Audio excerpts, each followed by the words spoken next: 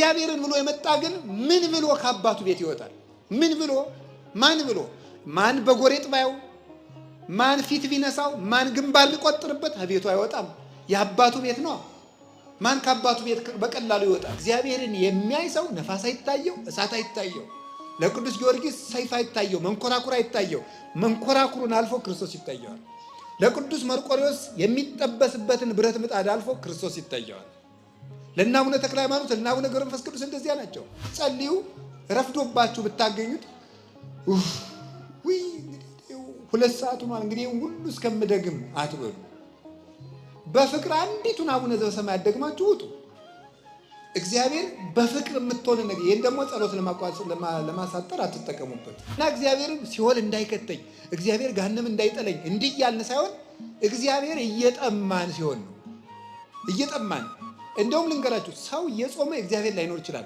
እግዚአብሔር ጋር ለመኖር ሁልጊዜ እግዚአብሔርን ማየት፣ ሲተኙ እግዚአብሔርን ማየት፣ ሲነሱ እግዚአብሔርን እያዩ መነሳት፣ ሲናገሩ እግዚአብሔርን እያዩ መናገር፣ ሲሰሩ እግዚአብሔርን እያሰቡ እያዩ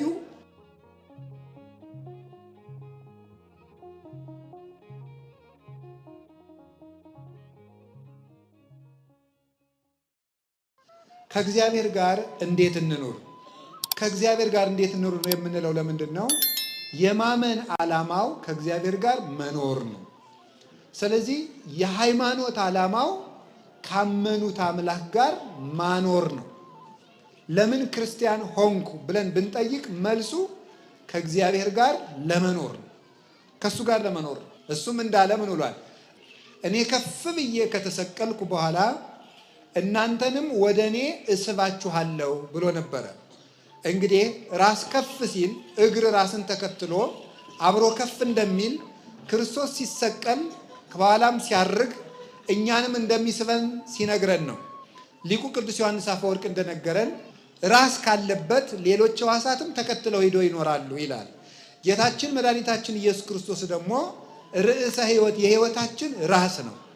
የሕይወታችን ራስ ስለሆነ ራስ ካለበት እግር ተከትሎ እንደሚገባው ክርስቶስ የቤተ ክርስቲያን ራስ ስለሆነ እሱ ከገባበት ሀገር ሄደን ገብተን እንኖራለን። የተሰበሰብንበት ዓላማ የምንጸልይበት፣ የምንጾምበት፣ የምንሰግድበት፣ የምንታረቅበት፣ ፍቅርን ገንዘብ የምናደርግበት፣ በጎ ስራ የምንሰራበት፣ የምንመጸውትበት፣ ትርምትን ገንዘብ የምናደርግበት፣ ክርስቲያን ሆነን የምንኖርበት ዋናው ነገር ክርስቶስ ካለበት ለመግባት ከክርስቶስ ጋር ለመኖር ነው። እንደዚያ ከሆነ ከክርስቶስ ጋር እንዴት ብለን እንኖር? ከእግዚአብሔር ጋር ለመኖር መጀመሪያ የምናደርገው ምንድን ነው ስትሉኝ፣ ከእግዚአብሔር ጋር ለመኖር እግዚአብሔርን ሁልጊዜ ማየት ነው። እግዚአብሔርን ሁልጊዜ ማየት መዝሙረ ዳዊት መዝሙር 15 ላይ ሲናገር እግዚአብሔርን ሁልጊዜ አየዋለሁ ይላል። እግዚአብሔር ጋር ለመኖር ሁልጊዜ እግዚአብሔርን ማየት፣ ሲተኙ እግዚአብሔርን ማየት፣ ሲነሱ እግዚአብሔርን እያዩ መነሳት፣ ሲናገሩ እግዚአብሔርን እያዩ መናገር፣ ሲሰሩ እግዚአብሔርን እያሰቡ እያዩ መስራት፣ ሲነግዱ እግዚአብሔርን እያዩ መነገድ፣ ሲመክሩ እግዚአብሔርን እያዩ መምከር፣ ሲወስኑ እግዚአብሔርን እያዩ መወሰን። እግዚአብሔርን ፊት ለፊት ማድረግ ከእግዚአብሔር ጋር የመኖር የመጀመሪያው መንገድ ነው። ሁልጊዜ በእግዚአብሔር ፊት እንደቆምክ አስበህ ኑር ነው። እግዚአብሔርን ሁልጊዜ እየው። በፊት እንደውም በፊቴ ነው አየዋለሁ፣ ቅድሜ ውእቱ እግዚአብሔር በፊቴ ነው የሚለውን ሊቃውንት ሲተረጉሙት ምን ብለው ይተረጉማሉ? በፊት ያለ እንዳይረሳ አረሳውም ሲል ነው ይላል። በኋላ ያለ ይረሳል፣ ፊት ለፊት ያለ ግን አይረሳም። እግዚአብሔርን እያዩ መኖር እንዴት ትልቅነት መሰላችሁ! አንዳንድ ጊዜ ሰይጣን ሕሊናችን፣ አንዳንድ ጊዜ ልባችን ዘወር ሲያደርገው ነው መበደል የምንጀምረው። እኔም እናንተም ፍርሃትም የሚመጣው አይናችን ከእግዚአብሔር ነቀል ብሎ ዘወር ሲል ነው። ቅዱስ ጴጥሮስ ጌታ በባህር ላይ ሲሄድ አይቶት እኔም እንዳንተ በባህር ላይ ልምጣ አዘዘኝ አለው። ና አለው። ትንሽ እንደተራመደ ወጀብ ሲነሳ ከክርስቶስ ላይ አይኑን አንስቶ ነፋሱ ላይ መጣል ሲጀምር ነፋሱ ከፍ ማለት ጀመረ ይላል። አይናችን ከእግዚአብሔር ዘወር ሲል ምን ይሆናል? እዚህ ቤተክርስቲያን ላይ ታያላችሁ አይደል? ሰጎን እንቁላሏን ትክ ብላን የምታየው አይኗን ከነቀለች እንቁላሏ ይበላሻል ይላል። እና ቤተክርስቲያን ላይ ስትወጡ ጉልላቱ ላይ እንቁላል የሚመስል ነገር አለ። ወፍ የምትመስል ትክ ብላ እያየችው። እግዚአብሔርም እኛን ማየት ቢያቆም እንጠፋለን። ደግሞ መልሰን ደግሞ ሰጎን እንቁላሏ ላይ አይኗን እንደማትነቅል ክርስቲያኖችም የክርስቶስ መስቀል ላይ አይናቸውን መንቀል የለባቸውም። ያን እያሰቡ ሲኖሩ ፍርሃቱም ጭንቀቱም ያምን ቅዱስ ዳዊት መጥቶ ሳኦል ሊገልህ ነው እንዲህ ነው ሲሉ ምንተ ትብልዋ ለነፍሴ በእግዚአብሔር ተወከልኩ፣ እግዚአብሔር ፊት ቆሜያለሁ፣ በእግዚአብሔር ታምኛለሁ፣ ሰውነቴን ምን አድርጊ ነው የምትሏታል? እግዚአብሔርን የሚያይ ሰው ነፋስ አይታየው፣ እሳት አይታየው፣ ለቅዱስ ጊዮርጊስ ሰይፍ አይታየው፣ መንኮራኩር አይታየው። መንኮራኩሩን አልፎ ክርስቶስ ይታየዋል። ለቅዱስ መርቆሬዎስ የሚጠበስበትን ብረት ምጣድ አልፎ ክርስቶስ ይታየዋል። ለእነ አቡነ ተክለ ሃይማኖት፣ ለእነ አቡነ ገብረ መንፈስ ቅዱስ እንደዚያ ናቸው። ገንዘብን አልፋችሁ ክርስቶስን ማየት ብትፈልጉ መጀመሪያ አይናችሁ ከክርስቶስ ላይ አለመነቀል ነው። ያንን ነው እግዚአብሔር ጋር ለመኖር መጀመሪያ እግዚአብሔርን እያየን መኖር ነው። ሁለተኛ ከእግዚአብሔር ጋር ለመኖር እንዴት ብለን እንኖር ብትሉኝ እግዚአብሔርን እንደ ክፉ ዳኛ እንዳይቀጣን ፈርተን ሳይሆን እንደ አባት እየናፈቅን መኖር አለብን። እግዚአብሔር ለምሳሌ አንዳንድ ሰው ሳይጸልይ ካልጸለይኩ እኔ አይቀናኝም ብዙ ጊዜ፣ ስለዚህ ጥሩ ቀኔ እንዳይበላሽ መጸለይ ያለብኝ ይላል። እንም ይባል በነገራችሁ ላይ የሚጸድቁ ክርስቲያኖች ራሱ ከሶስት ይከፈላሉ። ተመስገን እንደው ከሶስቱም አድርጎ ያጸድቀን ብቻ። አንደኞቹ ምን ይባላሉ? ልጆች ይባላሉ። ምን ይባላሉ? ልጆች ይባላሉ። ሁለተኞቹ ደግሞ ልጆች ናቸው፣ ወዳጆች ይባላሉ። ሶስተኞቹ ደግሞ ሰራተኞች ይባላሉ፣ ባሮች።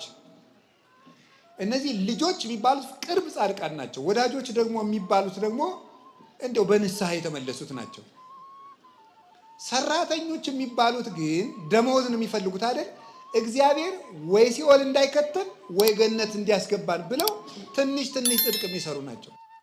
ተመስገን ሰራተኛ ሙነን ያጽድቀን ብቻ ይማረን እንጂ እንደው ግን ልጅ ስንሆን ነው የሚያምርብን። ምንደኛ ስንሆን አያምርብንም፣ ልጅ ስንሆን ነው። እና እግዚአብሔርን ሲኦል እንዳይከተኝ እግዚአብሔር ገሃነም እንዳይጠለኝ እንዲህ ያልን ሳይሆን እግዚአብሔር እየጠማን ሲሆን ነው። እየጠማን እንደውም ልንገራችሁ፣ ሰው እየጾመ እግዚአብሔር ላይኖር ይችላል። ሰው እየጸለየ እግዚአብሔር ላይሆን ይችላል። ሰው እየሰገደ እግዚአብሔር ላይሆን ይችላል። ለምን? ክርስትና ተግባር ብቻ ሳይሆን ፍቅር ነው። ድርጊት አይደለም። ጉዳይን አከናውኖ መሮጥ አይደለም። ከእግዚአብሔር ጋር በፍቅር መዛመድ መገመድ ነው። ስለዚህ ክርስትና ወይም ሃይማኖት እግዚአብሔርን መጣማት ነው እንጂ እግዚአብሔርን እንደ ክፉ ዳኛ እንደ ጨካኝ ንጉሥ እየተንቀለቀልን የምንፈራው ፍቅሩን እንዳናጣ ነው እንጂ ጨካኝ ስለሆነ አይደለም። ዋሊያ ወደ ውሃ እንደሚናፍቅ ነፍሴ እግዚአብሔርን ተጠማች ይላል። እግዚአብሔር የሚርበው ሰው ቸርነቱ የሚሳሳለት፣ ለቸርነቱ የሚሳሳ፣ ለአባትነቱ የሚሳሳ፣ ምሕረቱን እያሰበ የሚያለቅስ፣ እኔ እንዲህ ያለው አመፀኛ ስሆን ጌታዬ ሆይ እንዴት ቻልከኝ ብሎ ለፍቅሩ የሚሳሳ በፍቅሩ የተነደፈ ሰው ሲሆን እሱ ነው ከእግዚአብሔር ጋር መኖር። ስለዚህ እግዚአብሔርን ጌትነቱን ፈራጅነቱን ብዙ ጊዜ ከምታስቡ ይልቅ ፍቅሩ ላይ ትኩረት አድርጉ። ፍቅር ጉልበት አለውና ዳኝነቱንም ማሰብ ይገባል። እግዚአብሔር መቀለጃ አይደለምና። የሆነው ሆኖ ግን ፍቅሩ ስቦ ከሱ ያደርሰናል። ስለዚህ እግዚአብሔር ቤተሰቦች ከእግዚአብሔር ጋር ለመኖር ምን እናድርግ ስትሉ ግዴታ ሆኖብን አንድ ነገር አናድርግ። ምን ሆኖብን እናድርግ? ፍቅር ሆኖብን። ስትጸልዩ ረፍዶባችሁ ብታገኙት ሁለት ሰዓት ሆኗል እንግዲህ ሁሉ እስከምደግም አትበሉ። በፍቅር አንዲቱን አቡነ ዘበሰማያት ደግማችሁ ውጡ። እግዚአብሔር በፍቅር የምትሆን ነገር። ይህን ደግሞ ጸሎት ለማሳጠር አትጠቀሙበት። መጠቀም ያለብን እግዚአብሔር የሚፈልገው ቀመር ሳይሆን ፍቅር ነው የሚፈልገው። ፍቅር ይቀድማል። የሕግ መጀመሪያ ምንድን ነው ብሎ አንድ ሕግ አዋቂ ሰው ጌታ የሚጠይቀው እግዚአብሔርን ከሁሉ አስቀድመህ ውደደው ነው ያለው። እግዚአብሔር ምንድን ነው ከኛ የሚፈልገው? እንድንወደው ብቻ። እንድንወደው የሚፈልገው ምን እንድንሰጠው ነው? ምንም እንድንሰጠው አይደለም። ጸጋውን ለመቀበል እኛ እንደሚወደን እርግጠኛ የሆነ ልብ እንዲኖረን ብቻ ነው እግዚአብሔር የሚፈልገው። ያንን ነው የሚፈልግ እግዚአብሔር። ስለዚህ ከእግዚአብሔር ጋር ለመኖር ሁለተኛ እየሳሳን እንጂ እንደ ክፉ ንጉሥ እየተጨነቅን አይደለም መኖር ያለብን። ይሄ ሁለተኛው ነው። ሶስተኛው ከእግዚአብሔር ጋር ለመኖር ምን ሆነን እንኖር? ስራ ስንሰራ ራይት ኤክስ እያልን ህግን ለመፈጸም ሳይሆን ክርስቶስን እያሰብን እናደርገው። አሁን ደግሞ እያሰቡ ማድረግ ምን ማለት ይመስላችኋል? ለምሳሌ የሰበካ ጉባኤ አባል ክፍያ ብትከፍሉ ካልከፈልኩ በወልድ ክርስትና አነሱልኝም ብሞት አይፈቱኝም ብላችሁ አይደለም መስጠት ያለባችሁ። ክርስቶስን ለክርስቶስ እንዴት መታደሌ ነው። አሁን እስኪ አሁን የአንዲት ሀገር ንጉሥ መጥቶ ከአንዲት ድሃ ቤት ዛሬ ምሳ የምበላው ከአንቺ ቤት ነው ቢል ወይ መከራዬ ደግሞ እኔ ቤት ሊመጣብኝ ነው የምትለው? እንዴት ቢወደኝ ነው የምትለው? አንዲት ድሃ ሴት እንዲያውም አንድ ሙክት አንድ ሰው ቢያርድና አንድ ድሃ ሰው ቆሎ ቆልቶ ቢያቀርብና እኔ ይህን ቆሎ ነው የምበላ አንተ ዛሬ ቆሎ እንድትሰጠኝ እፈልጋለሁ ቢል ምንም የማይቸግረው ንጉሥ ባለጸጋ ምን አይነት ሰው የሚወድ ሰው ነው? አሁን የኔን ቆሎ ሰው ብሎ ይቀበለኝ አትሉ? አሁን እግዚአብሔር ከኛ ሳንቲም ሲጠይቅ አይገርማችሁም? እንዴት አድርጎ ቢወደኝ ነው ማለት ሲገባን ግዴታ አይደል? እንዴት አደርጋለሁ ሳይሆን መሆን ያለበት ምንድን ነው? ማሰብ ያለብን ክርስቶስን እያሰብን ግዴታችንን እያሰብን ጽድቅና ኩነኔን እያሰብን ማድረግ አለብኝ። አብይ ጾም ገብቷል። ምን አረጋለሁ? 9 ሰዓት መሆን አለበት። አስራት መክፈል አለብኝ። ምን አረጋለሁ? እግዚአብሔርን ከሚከፋው ከገሌ ጋር ልታረቅ አይደለም መሆን ያለበት።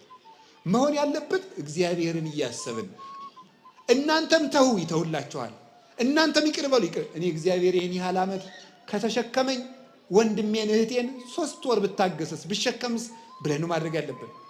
ክርስቶስን እያሰብን ካደረግነው ምንም ጽድቅ አይሰለቸንም። ወጥተንም ከቤተ ክርስቲያን አንጠፋም።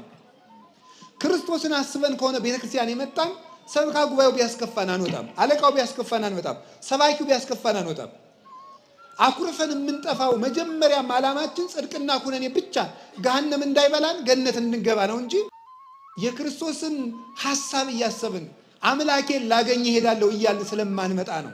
አመጣጣችን መስተካከል ስለነበረበት በስህተት ስለመጣን በስህተቱ ከቤቱ እንወጣለን። እግዚአብሔርን ብሎ የመጣ ግን ምን ብሎ ከአባቱ ቤት ይወጣል? ምን ብሎ ማን ብሎ ማን በጎሬጥ ባየው ማን ፊት ቢነሳው ማን ግንባር ሊቆጥርበት ከቤቱ አይወጣም። የአባቱ ቤት ነው። ማን ከአባቱ ቤት በቀላሉ ይወጣል? ስለዚህ ስንመጣ እግዚአብሔርን ብለን እንመጣ። ሰው ብለን ስላልመጣን ሰው በሰው ምክንያትም ከቤቱ ለምን እንወጣለን? እቤት እንኑር። ሰው ይደክማል፣ ይወጣል፣ ይነሳል፣ ያድጋል። እሱ ነው። ከእግዚአብሔር ጋር ለመኖር ወይን ከግንድ ጋር በሚኖርበት መንገድ እንኖር እላችኋለሁ። ወይን ከግንድ ጋር በሚኖርበት መንገድ። ስለዚህ ከክርስቶስ ጋር እንደምንኖረው ምንድን ነው? ቅርንጫፍ ከግንዱ በሚኖርበት መንገድ። ከቅርንጫፍ ከግንዱ ምንድን ነው የሚያደርገው? ይመገባል። ማዕድን ይመገባል። የሚያስፈልገውን ንጥረ ነገር ለማበብ የሚሆነውን ቅጠሉ እንዲያድግ ቅርንጫፍ እንዲያወጣ የሚያደርገውን ሌሎች ትንሽ ቅርንጫፎች እንዲያወጣ የሚያደርገውን እንዲያብብ የሚያደርገውን እንዲያፈራ የሚያደርገውን መዓዛ እንዲያገኝ የሚያደርገውን ጠንካራ የሚያደርገውን ነገር ሁሉ ከግንዱ ይወስዳል። ቅርንጫፉ ግን ቢቆረጥ ወደ እሳት ይጣላል፣ ይደርቃልም። ባይጣልም ይበሰብሳል፣ ምስጥ ይበላዋል። ከግንዱ ያለ ቅርንጫፍ ግን ያፈራል። ስለዚህ ምንድን ነው? እኛም ከክርስቶስ ጋር ቅርንጫፍ ከግንድ ጋር በሚኖርበት መንገድ እንኑር። ምን እያደረግን? የእሱን ምግብ መመገብ አለብን። ቅርንጫፉ ከግንዱ መመገብ ቢያቆምስ ይቆረጣል፣ ተዘንጥሎ ወይም ደግሞ ተከፍሎ ይወድቃል። ከክርስቶስ እንዳንለይ እንመገብ። ምን እንመገብ? ስጋውና ደሙ። ምን እንመገብ? ቃለ እግዚአብሔርን፣ ሁልጊዜ ወንጌሉን መመገብ። አያችሁ አይደለም? እነዚህ ቅርንጫፎች ያደጉት ከግንዱ የሚመጣላቸውን ወተት እየጠጡ ነው ያደጉት። ክርስቶስ እኛን የሚያሳድግበት ወተት አለው። በየቀኑ መጽሐፍ ቅዱስን ማንበብና መማር ያሳድጋል። ወይ ከውን እንተ ትክልት ሀበ ማዘማይ። ምን የሚያደርግ ሰው ሕጉን በሌሊትና በቀን የሚያነብ ሰው ከውሃ ዳር እንደተተከለች አትክልት ይሆናል። ፍሬውን በየጊዜው እንደሚሰጥ ቅጠሉ እንደማይጠወልግ ይሆናል ይላል መዝሙር ምዕራፍ 1 ላይ ቅዱስ ዳዊት ሲናገር። ስለዚህ ቅርንጫፍ ነን እኛ። እንድናድግ ምን እናድርግ? ከግንዱ አንራቅ ወገኖች። ቅርንጫፍ ነን፣ ምን እናድርግ? ምግብ እንውሰድ፣ ምግብ እንውሰድ። አንድ ቅዱስ ሥጋው ክቡር ደሙ ነው። 2 ቃለ እግዚአብሔር በየቀኑ መመገብ አለብን። በየቀኑ ጉባኤ ሲዘጋጅ በዓመት 1 ጊዜ 2 ጊዜ ተሰብከን ነፍሳችን ማደግ አትችልም። ልብ በሉ። አንድ ቅርንጫፍ ከግንዱ አሁን ብቻ ምግብ ቢወስድ ለነገ ጭምር ይሆነዋል? ለከርሞ ጭምር ይሆነዋል? አይሆነውም። በየቀኑ ነው የሚመገበው። ቃለ እግዚአብሔር ምግባችን ነው። የምንጠይቀውም ሲሳየነ ዘለለ ዕለትነ ብለን ነው። የዕለት እንጀራችን ስጠን ዛሬ ብለን ነው። በየቀኑ 1 ምዕራፍ መጽሐፍ ቅዱስ ቢያንስ እስኪ አንብቡ፣ እንማር። ሁልጊዜ የእግዚአብሔር ቃል የነፍስ ምግብ ነው፣ እውነተኛም እንጀራዋ ነው። ተመጥኖ ምግብ ያላገኘ ሥጋ ለራስ ፍልጠት ለሆድ ቁርጠት እንደሚጋለጠው ሁሉ ነፍስ ቃለ እግዚአብሔር የማትመገብ ነፍስ ሁልጊዜ ህመምተኛ ናት፣ ለፍሬ የማትበቃ